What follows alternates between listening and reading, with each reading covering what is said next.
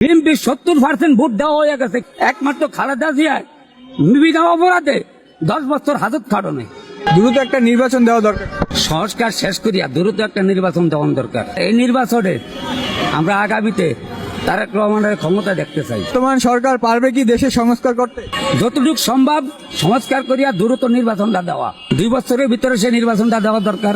আর আমরা তারেক রহমানের ক্ষমতা দেখতে চাই। এটা একমাত্র খালেদা জিয়ার কষ্টের ফসল। সে বিনা অপরাধে 10 বছর হাজত খাটছে।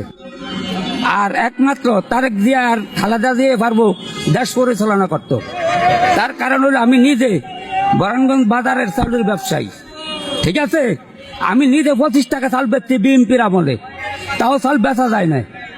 খালেদা জিয়া ক্ষমতা আইলে ফসল ভালো হয়, সে ভাগ্যবান মহিলা, ঠিক আছে। 25 টাকা চাল বেচতারি না, তাও বেচা যায় না, চাল লইয়া বাদ দিকে গেছি, ঠিক আছে।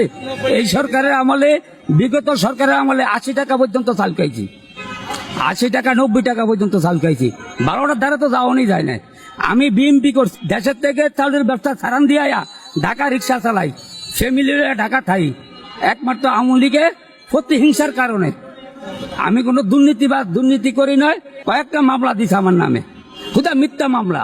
এই আওয়ামী লীগের নেতা বা তারা চেয়ারম্যান মেম্বার এরা কি পরিবর্তন চান আপনি?